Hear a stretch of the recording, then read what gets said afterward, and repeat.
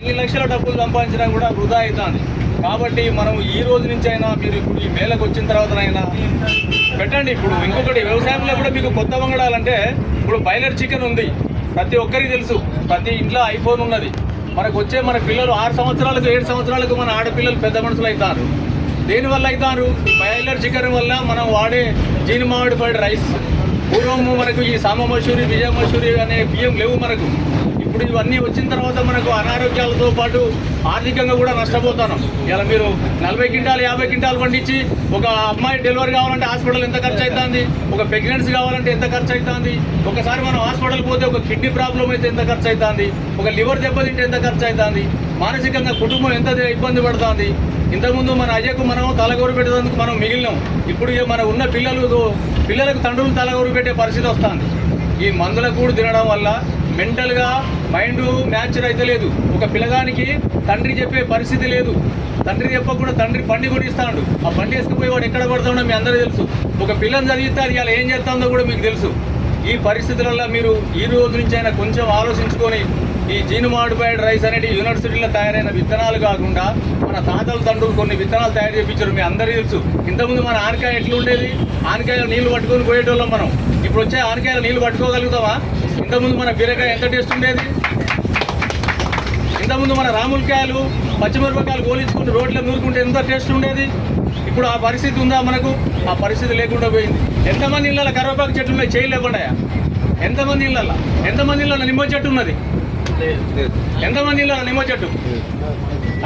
Okay, సంతోషం. ఇలాంటివి మనం చిన్న చిన్న ట్రిక్స్ ఇవి వాడడం వల్ల కొంతవరకు మనకు ఆరోగ్యము సహకరిస్తుంది. రాబోయే రోజుల్లో మనకు పిల్లలకు ఆస్తులు ఇచ్చుడు కాదు, ఆరోగ్యాన్ని ఇవ్వాలంటే ఇప్పటి నుంచైనా మీరు ఈ సామ మసూరి, విజయ మసూరి బియ్యం కావు. మనకు వచ్చే రోగాలలో 50% బీపీ షుగర్లు రావడానికి కారణం సామ మసూరి, విజయ మసూరి బియ్యం. మీరు పెట్టుకోదలుచుకుంటే దేశీ విత్తనాలని కొన్ని ఉంటాయి. భూమి మీద మానవులు పుట్టినప్పుడు భగవంతుడు ఏమి ఇచ్చిండంటే పక్షులకు పనులు ఇచ్చిండు. వాటికి రోగాలున్నాయా? ఏ పక్షి కానీ హాస్పిటల్ ఉందా? జంతువులకు గడ్డి ఇచ్చిండు. మన అయ్యా ఎన్నడు కూడా గవర్నమెంట్ హాస్పిటల్కు గొడ్డ దావకానికి ఎత్తుని తీసుకపోలే. ఇవాళ మన పరిస్థితి ఏమున్నది? అయిపోయిందా? తాడి చెట్టుకి ఎవరన్నా మందేస్తానరా? చింతపలక చెట్టుకు ఎవరన్నా మందేస్తానరా? చింత చెట్టుకు ఎవరన్నా మందేస్తానరా? ఈ ఏ చెట్టుకు అడవిల చెట్లకు మందు లేనప్పుడు మనము భూమి మీద ఎందుకు మందు పోసి భూమి ఆరోగ్యం ఖరాబ్ చేసి ఆ భూమిలో వచ్చిన పంట తిని మనం ఎందుకు ఆరోగ్యం ఖరాబ్ చేసుకుంటాం? ఈ పరిస్థితి రాకుండా ఉండాలంటే ప్రతి ఇంట్లో ఒక ఆవును పెంచుకోండి. ఆవుతో పాటు మన ఇంట్లో 4 కోళ్ళు పెంచుకోండి. రోడ్డు మీదకి పోవద్దు రైతు. 366 రోజులు రైతు కూరగాయలు కొంటే పావు కిలో కూరగాయలు కొంటే వాడు జోకేదే 200 గ్రాములు వస్తాయి. ఇంట్లో 4 ఉంటే ఒక్క పూటకు సరిపోదు. 2వ పూట 3వ పూట ఏం తిందాం? మన ఇంట్లో కూరగాయలు పంటే మనం కడుపు నిండా తింటాం, ఆరోగ్యంగా ఉంటాం. మనం రోడ్డు మీద రైతు ఇప్పుడు ఏ టు జెడ్ పోయి రోడ్డు మీద కొంటే 366 రోజులు కొంటే నువ్వు ₹1,00,000 సంపాదించని కూరగాయలకే 60-70 వేలు పోతున్నాయి. మనకు పల్లెటూరు నుంచి పాలు సిటీకి పోవాలి. సిటీ నుంచి వచ్చే పాల ప్యాకెట్ల కోసం మనం లైన్లో నిలబడతాం. మన ఊళ్ళో మొత్తం కొడితే మనకు పక్కింట్లో ఒక చెంబడు పెరుగు దొరుకుతలేదు. నువ్వు పెళ్లికి ఆర్డర్ ఇస్తే 10 ప్యాకెట్ల పెరుగు వస్తుంది. ఏడ తయారవుతుంది పెరుగు? ఎక్కడి నుంచి వస్తున్నాయి పాల ప్యాకెట్లు? నువ్వు వ్యవసాయం చేస్తూని భూమి ఉన్నోని పిల్ల మొగలు బయకాడిపోతావు, ఇంట్లో పాలు లేవు. కానీ హైదరాబాద్ సిటీలో ఏసీలో ఉంటాడు పాలు పంపిస్తాడు మనకు. ఇది కొంచెం ఆలోచించండి. ఇది పెద్ద పనేం కాదు. ఒకప్పుడు మాకు అయ్యగారి పెళ్లికి ఇనుగుర్తుల పెళ్లి ఏంటంటే బిందెల కొద్ది పాలు మా ఊళ్ళు ఇచ్చేవాళ్ళు. ఇలా మా అయ్యగారి పిల్లలు కూడా వచ్చి ఇనుగుర్తుకు వచ్చి పాల ప్యాకెట్లు కొనుక్కొచ్చుకుంటారు. కొంచెం ఆలోచించండి, ఎక్కువ అవసరం లేదు ఇది. ఎందుకంటే మన ఆరోగ్యం లేని మనం ఎన్ని ఆస్తులు సంపాదించినా వృధా ముచ్చట. పక్కేమాటోడు 10 బస్తాలు పోసిండు, నేను 20 బస్తాలు పోసిన అనేది పక్కకు పెట్టండి. పక్కోని చూసుడే బంద్ చేయండి. పక్కోని చూసుకుంటా పోతే మనం బతకలేము.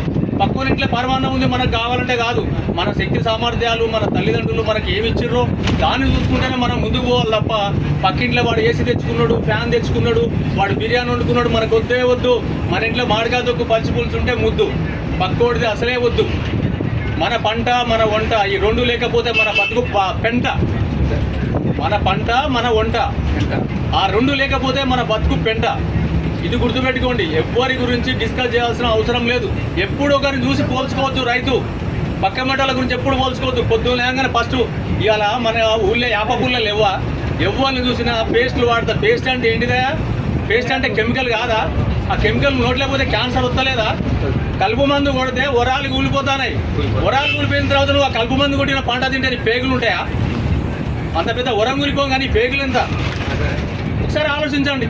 ఈ పెద్ద విషయాలు ఏం కావు. మనం వీటిని తలుచుకుంటే ఇంత కొత్తది ఏం కాదు. గత 50-60 సంవత్సరాల కాడ నుంచి మనం మారినాం. ఇక మళ్ళీ ఒకసారి మనకు మార్పు కావాలంటే కంపల్సరీ ఇంకా కొద్ది రోజులు పోతే మనకు ఇంకో 20 డేస్లో జిల్గులు వస్తాయి. ఎంతమంది 100 ఏళ్ల మీద లెక్క పెట్టే మంది కూడా రైతులు ఫ్రీ సబ్సిడీ వచ్చిన జిల్లులు కూడా ఎత్తలేరు. ఆ భూమికి ఏమి ఇవ్వకపోతే మనకి ఏమొస్తుందా?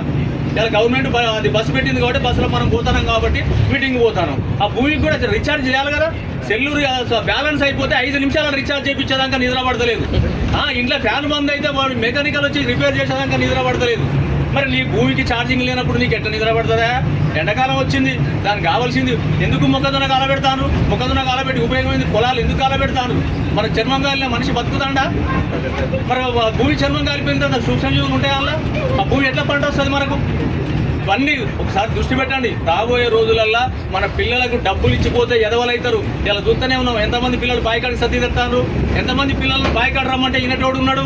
వాడు ఏమిటికి తయారవుతాడు?